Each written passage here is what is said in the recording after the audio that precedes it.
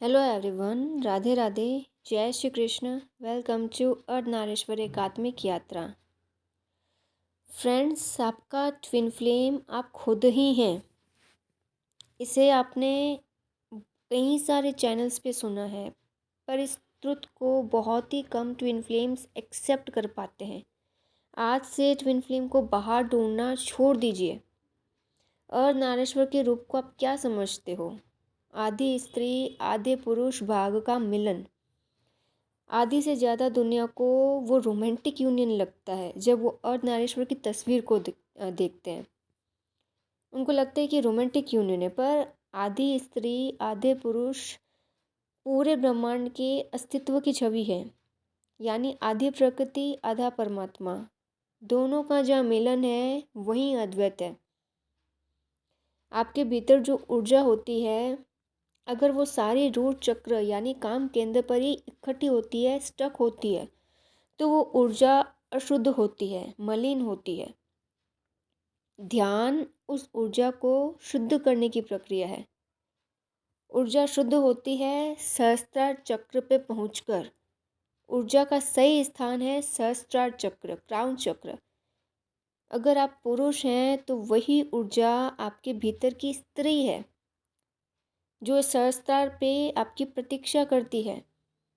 अगर आप स्त्री हैं तो वही ऊर्जा पुरुष है आपके लिए, जो सहस्त्रार पे आपकी प्रतीक्षा कर रहा है। क्योंकि भीतर जब दोनों ऊर्जाएं एक हो जाती हैं, मिल जाती हैं, तो कोई कह नहीं सकता कि वो पुरुष है या स्त्री, क्योंकि दोनों मर्ज हो गई हैं। जैसे गंगा यमुना का संगम, ठीक जहाँ दोनों का मिलन होता है, संगम होता है, वहाँ कोई नहीं कह सकता है कि गंगा है या यमुना है, कौन सी नदी उस संगम से बह रही है। बस यही कहा जाता है कि संगम स्थान है। तो इसी स्त्री पुरुष के भीतरी मिलन को अर्धनारीश्वर कहा गया है। शिव का अर्धनारीश्वर रूप, इसका मिलन होता है कैलाश में, सबसे ऊंची जगह पृथ्वी की, और वही आपके भीतर ऊंचा शिखर है हिमालय का, सहस्त्रार चक्र, जो कि कैलाश है, जहाँ मिलन घटित होता है। क्यों शिव शक्ति ने कैलाश को अपना घर चुना? मानव जाति को भीतर के रहस्य समझाने के लिए कि स्त्री पुरुष का घर सहस्त्रार चक्र ही है। वही सहस्त्रार चक्र, वही कैलाश है जहाँ शिव शक्ति का मिलन होता है। काम केंद्र निम्नतम तल है, बहुत छोटा तल है, वहाँ पशु भी मिल लेते हैं, पर एक नहीं हो सकते। जो काम केंद्र पे अटका होता है वो एक नहीं हो सकता। श्रेष्ठतम केंद्र है, सबसे श्रेष्ठ मिलन का, समाधि का। जब भीतर की ट्विन फ्लेम एनर्जीज का यूनियन होता है, मिलन होता है, तो वो समाधि कहलाई जाती है। यूनिवर्स ने, डिवाइन ने आपकी लाइफ में एक व्यक्ति को भेजा, आप जिसको आप अपना ट्विन फ्लेम मानते हो, तो वो व्यक्ति सिर्फ इसलिए आया ताकि वो आपको दर्पण दिखा सके। जैसे ही आप उस व्यक्ति को देखते हो, मान लो अगर आप स्त्री हो, तो उस व्यक्ति को देख के आपको लगेगा कि आपके अंदर की मैस्कुलिन एनर्जी मिसिंग है, यानी पुरुष की कमी है आपके जीवन में। तो व्यक्ति आपको दर्पण दिखा रहा है। दर्पण क्या दिखा रहा है कि उस मैस्कुलिन को आप अपने भीतर रेस करो, उसे ढूंढो, भीतर जाओ। और अगर आप पुरुष हो और आपकी लाइफ में जो व्यक्ति है, यानी जो स्त्री आई है, तो वो दर्पण बन के आई है, आपका मिरर कर रही है आपको। उसको देख के लगता है कि आपकी लाइफ में फेमिनिन की कमी है, एक स्त्री की कमी है। पर स्त्री का मतलब ये नहीं है कि उससे आप बॉडी समझ लो। यानी वो जो स्त्री सामने आपको दर्पण दिखा रही है कि उसी फेमिनिन एनर्जी को आप अपने भीतर खोजो, वो आपके अंदर ही है। जब भीतर की स्त्री मिल जाती है तो फिर बाहर की स्त्री की कोई चिंता नहीं रह जाती है।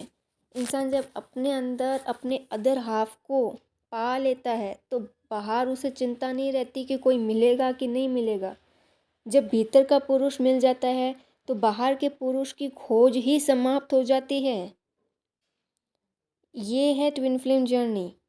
जब तक भीतर का मिलन नहीं होता है, वो व्यक्ति बाहर ही बाहर की ही दुनिया में किसी को अपना ट्विन फ्लेम बताए फिरता है, उसके पीछे पड़े रहता है कि ये मुझे मिल नहीं रहा, ये मुझे मिल नहीं रही है, कब इसे शादी होगी। पर वो दर्पण दिखा रहा है कि भाई आपके अंदर ये जो है, आपका ट्विन फ्लेम आपके अंदर ही है, उसे अंदर खोजो।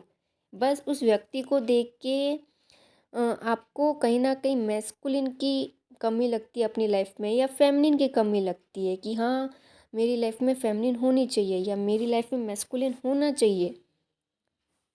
तो वो व्यक्ति बस आके आपको ट्रिगर्स पे ट्रिगर्स करता है, और सबसे पहला ट्रिगर यही होता है उसका कि उस अदर हाफ को अपने अंदर ही खोजना है आपको। अब होता क्या है, आप इस जर्नी में आके फंसा हुआ महसूस करते हो। इसलिए महसूस करते हो कि अलग अलग चैनल्स बिल्कुल डिफरेंट राय देते हैं, इनर वर्क टिप्स देते हैं।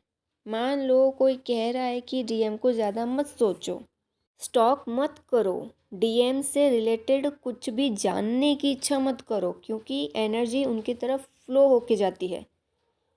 वहीं कोई बिल्कुल इसके विपरीत सलाह दे रहा है कि डीएम के साथ फिजिकल इंटीमेसी ज़रूरी है, क्योंकि वही आपको हील कर सकती है।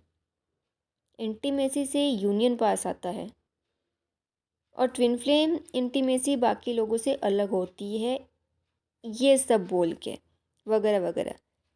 कैसे अलग होती है इंटीमेसी भाई? अलग कैसे हो सकती है? सेम प्रोसेस होता है सबके लिए।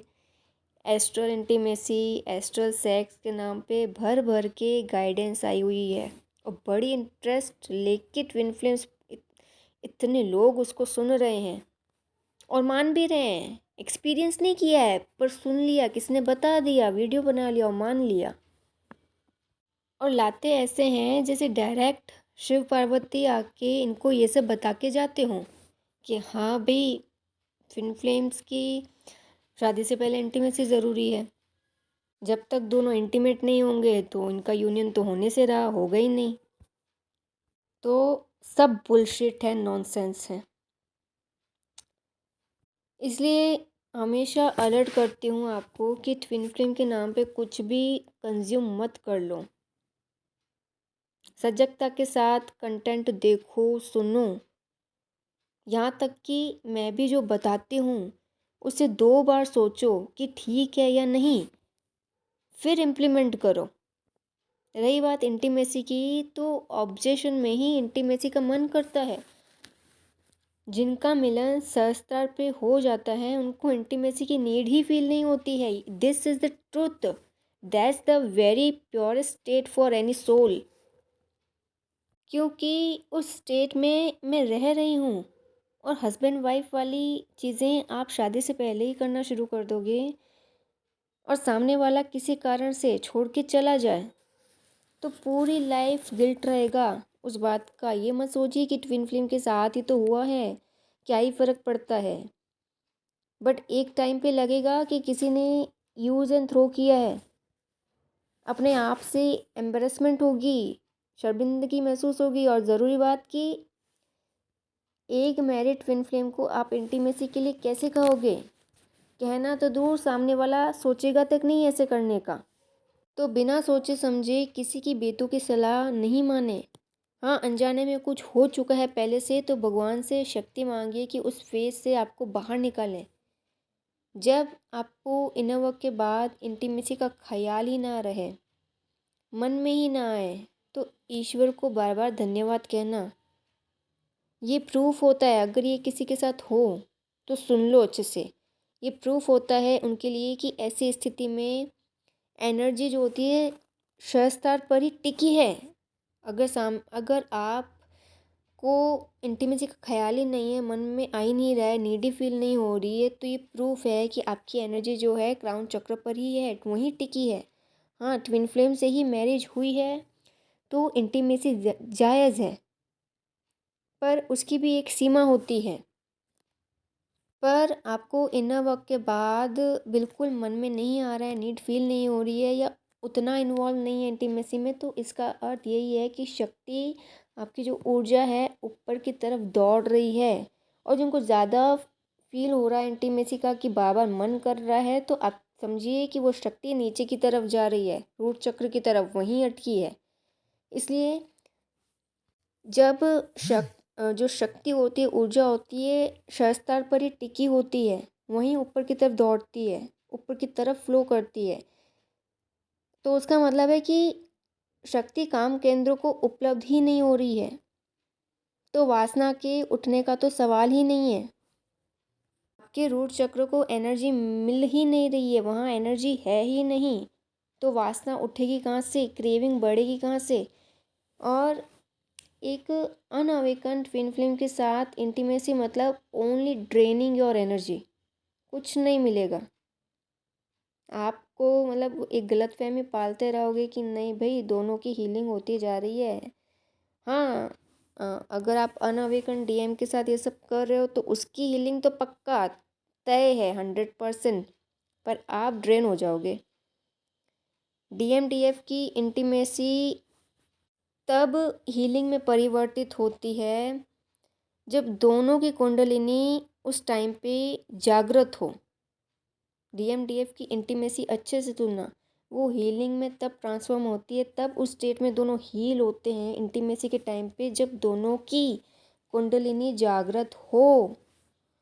और इस बात का कंफर्मेशन वही ट्विन फ्लेम्स दे सकते हैं जिनकी मैरिज हो चुकी है और उन्होंने इंटीमेसी को लेके क्या एक्सपीरियंस किया है बिफोर मैरिज, आफ्टर मैरिज, ये सब वही बता सकते हैं कि हाँ आप ऐसे किसी ट्विन फ्लेम कपल से मिल जाओ और आप उनसे उनकी स्टोरी पूछो और इंटीमेसी से रिलेटेड क्वेश्चंस पूछो कि हाँ उन्होंने क्या एक्सपीरियंस किया है, कि ज़्यादा फील होती है कि कम फील होती है, तो प्रूफ वही दे सकते हैं। बाकी ऐसे ही चैनल पे कोई कुछ आके बता रहा है इंटीमेसी से रिलेटेड तो आप आंख बंद करके, आंखों पे पट्टी बांध के बिल्कुल भी बिलीव ना करें।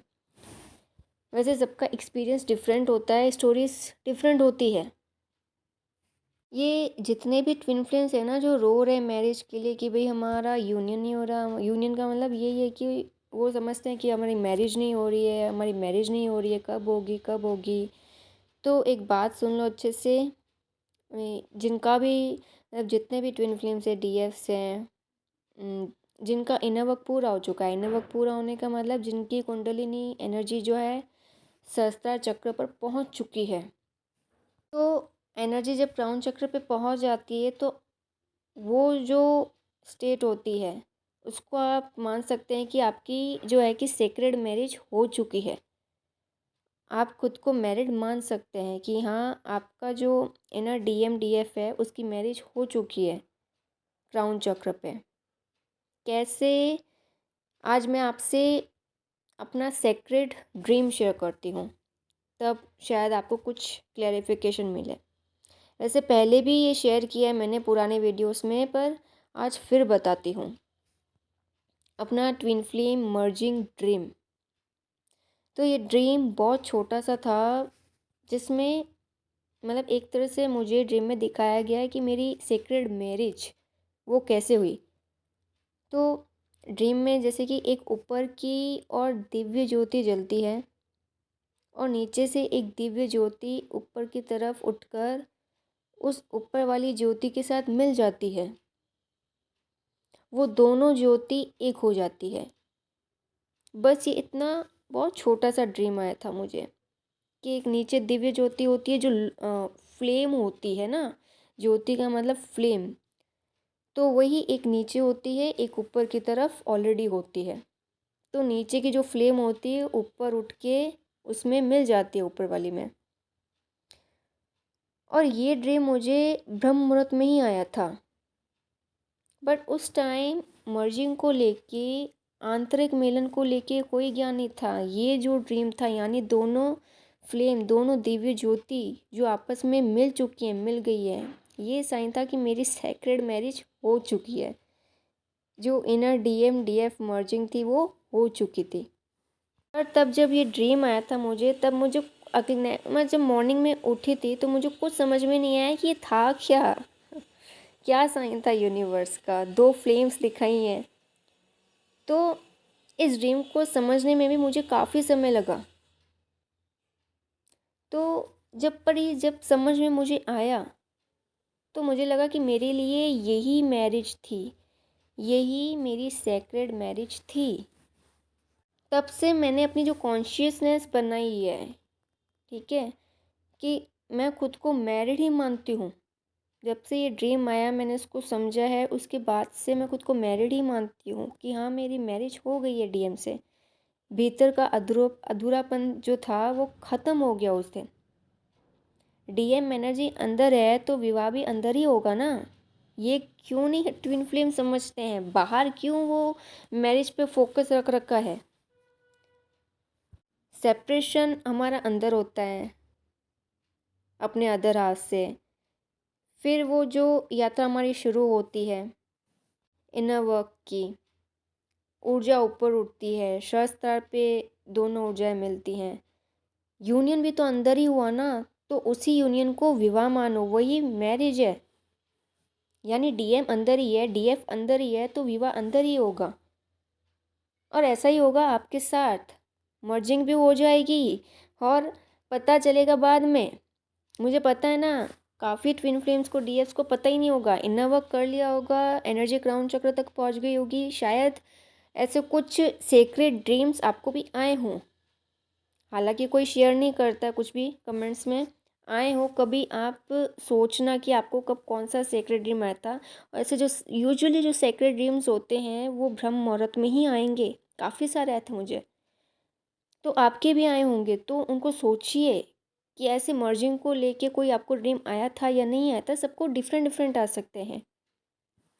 तो ऑब्वियस सी बातें, हो सकता है आप में से कई डीएस की जो है सेक्रेट मैरिज वो हो चुकी हो। मेरे पुराने वीडियोस में जितनी सेक्रेड इन्फॉर्मेशन शेयर की है मैंने, उतनी तो शायद अब करती ही नहीं हूँ। पर उनके लिए फ़ायदा है जो शुरुआत से मुझसे अब तक जुड़े हुए हैं, और वो बहुत कम ही हैं ट्विन फ्लेम्स डीएफ्स। इसलिए बहुत कम लोग हैं मेरे चैनल पे जो मेरी हर गाइडेंस को समझ पाते हैं। सो फ्रेंड्स, ये थी मेरी सेक्रेड मैरिज की स्टोरी, ड्रीम। अगर आपको भी कोई कई सारे अगर सेक्रेट ड्रीम्स आए हैं जो मतलब आप अभी तक भूल नहीं पाए हो ऐसे ड्रीम्स, तो वो आप कमेंट में ज़रूर शेयर कीजिए। क्योंकि सेक्रेट ड्रीम्स को कभी कोई भूल नहीं पाता है जो थर्ड आई पे आपको दिखाए जाते हैं यूनिवर्स के द्वारा। So that's for today, see you in the next, till then goodbye and God bless you.